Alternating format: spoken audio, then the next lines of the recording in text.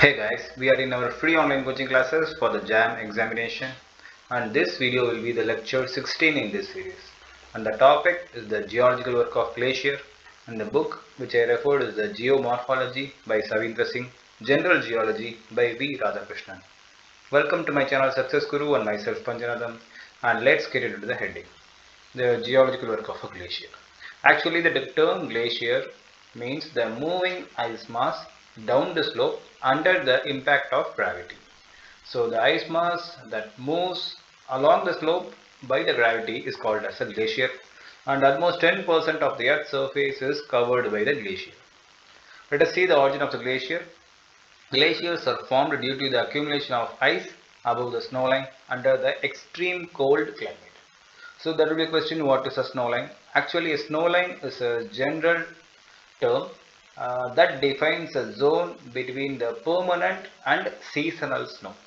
That simply means above the snowline there will be permanently ice that will be present, and below the snowline there will be no ice, that is the ice that crosses the line will melt and become water. In fact, snowline denotes that high above which there is a permanent snow cover, and thus it corresponds to the level where the average temperature is always below the freezing point during the warmest month of the year. So that is the definition of the snowline and the properties of that. The snowline is at the lowest height, say 0 meter or near sea level in the polar region, and it increases equatorwards. That is, if you are moving from poles to equator, the height of the snowline will increase from 0 to the maximum of say 5000 to 6000 meter, that is along the equator. And the snowline is highest at the Tibetan Plateau and in Andes, that was somewhere near 6500 meters. The area of accumulation of huge volume of ice are called as the snow field, which generates glaciers of different dimension. The glaciers grow by gradual transformation from snow, then snow to granule snow, then to fern or neve, and finally the solid glacier. And as the weight of the overlying snow increases, that is due to the accumulation of snow, it transforms to denser form. That is, the snow will be the very light denser, whereas the last one, that is the glacial ice, will be highly dense compared to the snow. Actually, the snow is a fluffy mass of loosely packed snowflakes of very low density having an open feather-like appearance. Let us see the types of glacier. The glaciers are classified on the basis of thermal and morphological characters, and they are as follows. The first one is the Continental Glacier. The Continental Glacier are large in aerial extent covering many square kilometers. They are comparable to seas of ice. The ice cap is a type of continental glacier covering the relief of a region at high altitude. Example, Iceland ice cap. In colder region, ice cap may be formed at a lower altitude also. Ice cap moves in movement is controlled by the gradient of the upper surface of the ice, and the lowland ice cap are smaller and move slowly. The ice sheets are the largest continental glacier, and there are two in the world, namely the Greenland and in the Antarctic Ice Sheet. And Greenland ice sheet is say of 17 lakh 26,000 square kilometer in area, and the thickness may be in the range of say 3000 meters. Let us see the Antarctic ice sheet. The Antarctic ice sheet contains 85% of the total ice in the world and covers the entire continent. The enormous quantity of ice depressed the surface of the continent below the sea level, and along the margin several lakes have been dammed. The addition of the ice in the central region of the ice sheet causes the lateral flow of the ice, and the overriding the marginal mountains outlet glacier move towards the sea. Since melting is very much limited, ice is lost through the fragment and float as icebergs in the sea. And such a large ice sheets are capable of altering or even counteracting the climate over this region, and thus surface layer of the surrounding sea water become frozen, and actually the ice sheet extends down to a certain part. It actually reaches the continental shelf region. And the next type is the mountain or valley glacier. The body of ice moving down the slope under the impact of gravity through the valley that is bordered by the rocks are called as the mountain or the valley glacier, or even sometimes called as an alpine glacier.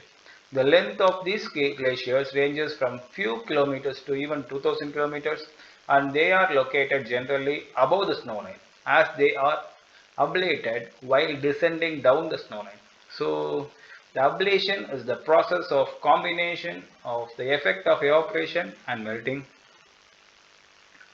The next one is the Piedmont Glacier.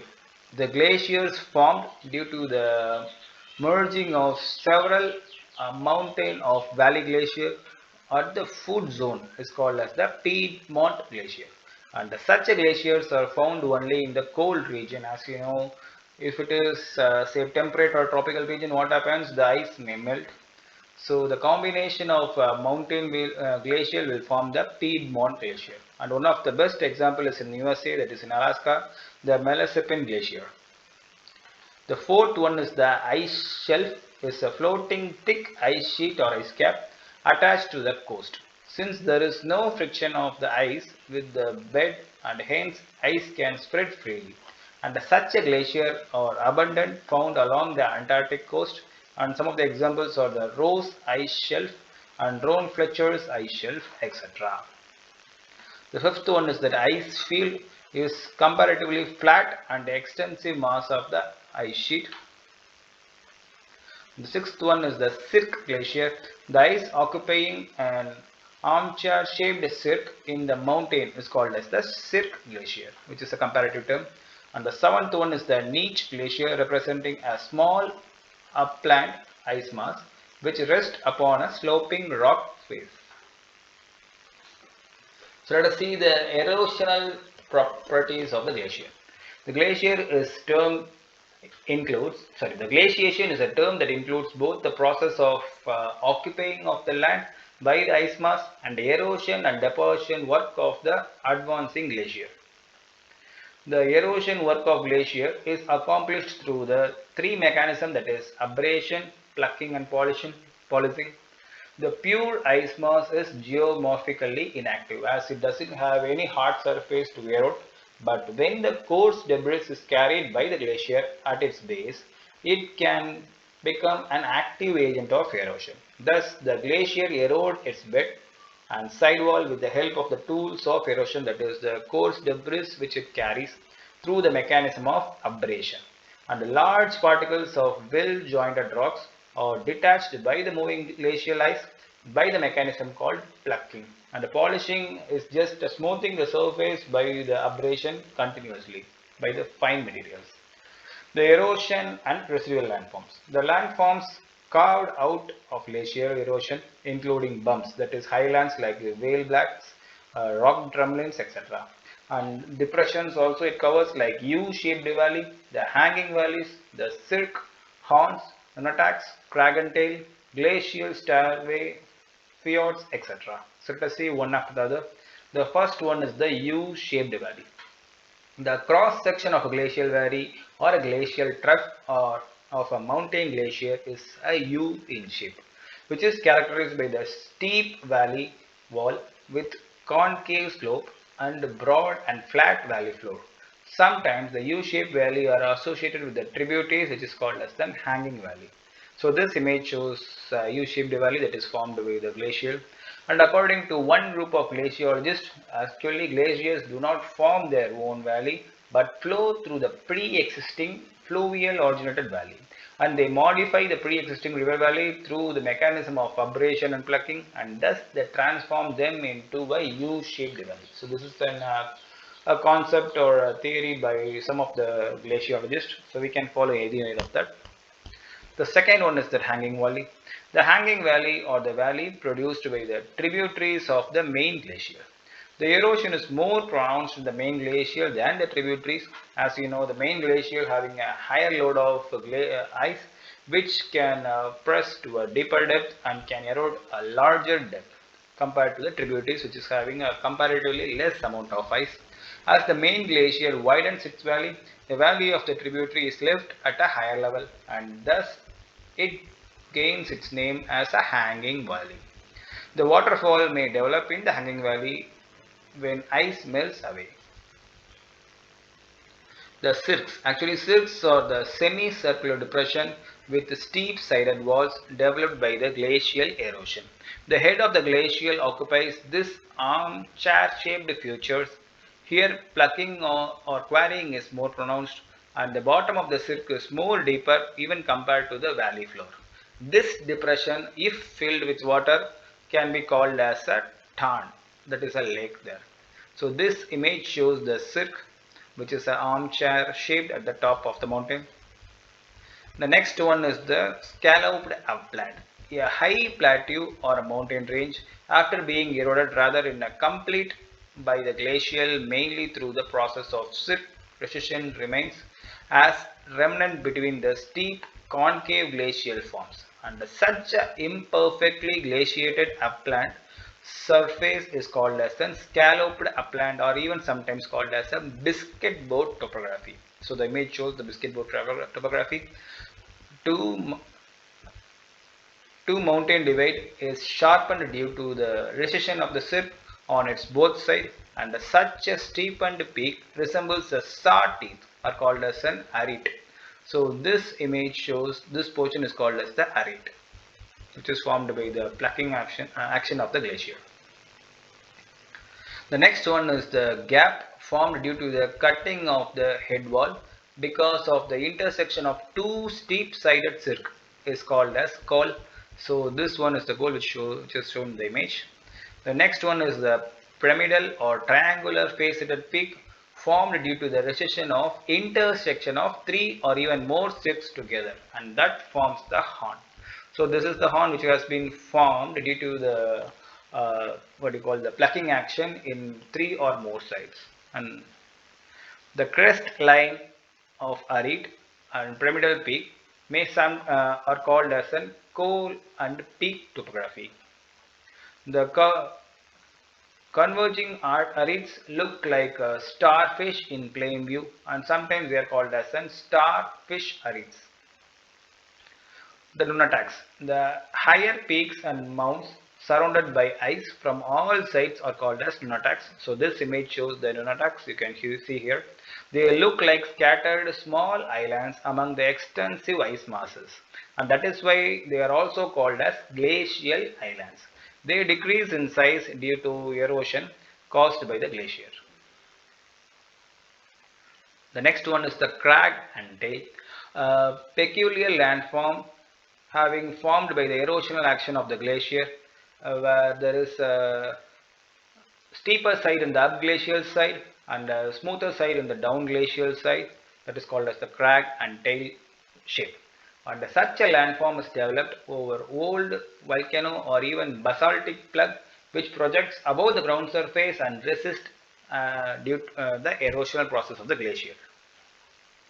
The next one is the just opposite of the crag and tail, which is the roches mountainous or the streamlined asymmetrical hillocks, mounds or hills having one side smooth, that is the up glacial side, and the other side is steep, which is the down glacial side. And in 1804, D. Saucer named this as a roches mountainous. The next one is the glacial groove, that is a small scale streamlined depression are called as glacial grooves. That is, individual groove may varies in length, say up to 12 kilometers in length and 100 meter in width and say 30 meter in depth. The next one is the fjords. Actually, the fjords are the glacial troughs which have been occupied by the sea. In fact, fjords are arms of the sea which has occupied the U-shaped glacial valley. When there is lots of glacier, what happens, it may erode. There is no any base level of erosion for glaciers. This is the first thing. So when there is no any base level, what the glacial can erode is depend on the weight above weight of the above lying ice, right? So when there is a lot of load, what happens, this glacial can erode even below the mean sea level.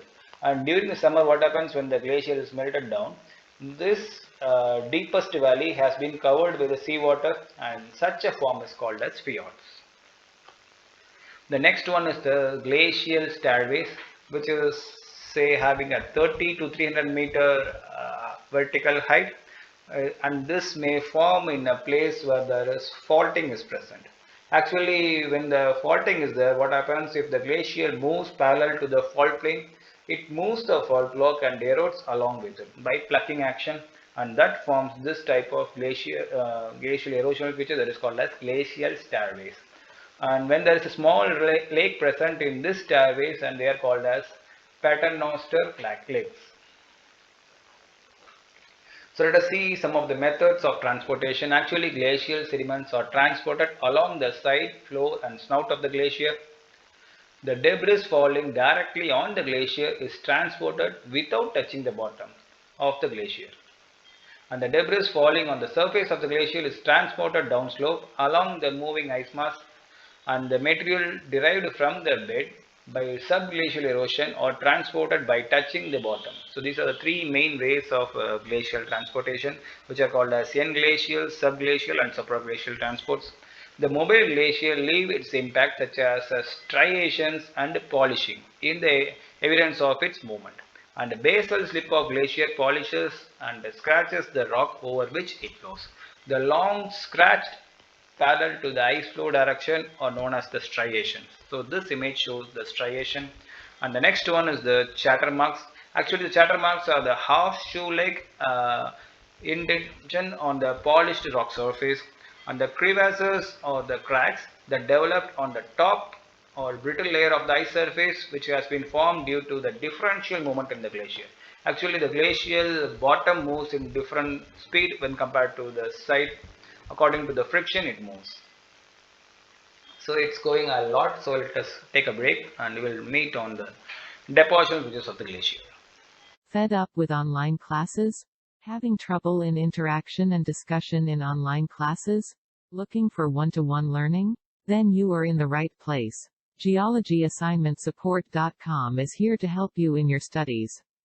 For more details, check our website. Link is in the description. The deposition by glacier. Actually, the deposition landforms are mainly of two types, that is moraines or morainic ridges and drumlins. The first one is the drumlin, that is what we are going to see. The swarm of rounded hummocks resulted from the deposition of the glacial till are called as drumlins. They look like an inverted boat or spoon. In fact, drumlins are elliptical or ovate hill blunt on the up glacier end, that is in the steeper slope, with an elongated down glacial tail. There are streamline hills which have vary in size, ranges from few meters to hundreds of meters in height, and forms a few 100 meter to 1 to 2 kilometer in length. The moraines. The moraines are the ridges like depositional features of the glacial till. They are long but narrow ridges with height more than 30 meters. Moraines are generally divided into four main categories. The first one is the end or terminal or recessional moraine. The second one is the lateral moraine. The third one is the medial moraine, and the last one is the ground moraine. Let us see one after the other. The first one is the terminal moraine. The terminal moraine, also known as the end moraine, are formed due to the deposition of glacial till across the moving ice sheet at the snout of the glacier after ablation of the ice. The terminal moraines are horseshoe-shaped or crescentic ridges having concave slope facing glacial valley. They stretches out hundreds of kilometers in length and more than 100 meters in height. The recession of the glacial or ice sheet results in the deposition of several irregular ridges, mounds, separated by the basin. Such a landscape is called as the knob and basin topography. So this image shows the end or terminal moraine that you can see here. The second one is the lateral moraine.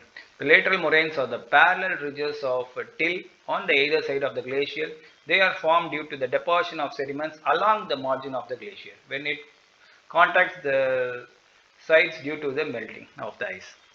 The lateral moraines are generally long, narrow and steep-sided ridges parallel to the glacial valley, and they are several hundred meters in height. Medial moraine are formed due to the deposition of glacial sediments along the internal margin of two glacial at their confluence. They project above the surface of the glacial valley. The last one is the ground moraine, or the till scattered and dropped at the random from the melting continental and valley glacial over the ground as the glacial retains. The ground moraines are formed when the glacial do not remain in one position for a longer time. So there are some other landforms which has been deposited by the action of both, that is the glacial as well as fluvial deposit. So the snout of the glacial starts melting due to the increase in temperature when it descends below the snow line. The melt water escapes through the numerous but small and temporary streams. These streams carry sediments for longer distance and deposit them in various forms. The stream still carries some ices. The glaciofluvial landform includes eskers, kames, kame and kettle hole, outwash plain, etc. So let us see the first term, that is the esker. The eskers are the long, narrow and sinuous ridges of sand and gravel and are situated in the middle of the ground moraine. The sides of the eskers are very steep and they vary in height and width, ranging from few meters to tens of meters, and extends for kilometers in length parallel to the direction in which the ice moved previously. Eskers are formed in the region of varying relief and they are externally trough, and they are extend through valleys, swamps, lakes and undulating terrains, and thus they are really very useful in the point of view for transportation, as roads are easily constructed over the eskers. The next one is the cames. Actually, cames are the small hills or irregular mounds of bedded sandstone and gravels which are deposited by the melt water, that is near or the edge of the retreating ice sheets. They are characteristic by steep side slope, narrow flat topped terraces like ridges formed along the trough between the glacier and the valley, and they are called as terraces, came terraces. The mound formed in the hollow and perforate in the decaying ice are called as moulin cames or perforated cames. The next one is the kettle hole and the hummock. The separated ice block may be buried in the outwash plain after the retreat of the glacial. This block of ice may melt, leaving a depression which is known as the kettle or even kettle hole. The large kettles are dotted with numerous low mounds which are called as the hummocks. The outwash plain. The melt water caused due to the ablation of the glacial at the snout descends through the terminal moraine and spreads like sheet water. This spreading water erodes the terminal moraine and deposits the eroded sediment in the front of the terminal moraine and thus form a plain which are called as outwash plain. The outwash plain are characterized by the well sorted sediment. Outwash plains are also called as the sandars. I hope this is sufficient for this heading. If you need any other clarification, we can just discuss in the comment section. And many of you are asking for the WhatsApp group, and joining the WhatsApp group is not mandatory, and if you still want to join, you may have to pay a one-time registration charge. So if you want to join the WhatsApp group, just mail me your details. I will send you the thing that you have to do. I have grouped my videos according to the category that you can check in my playlist.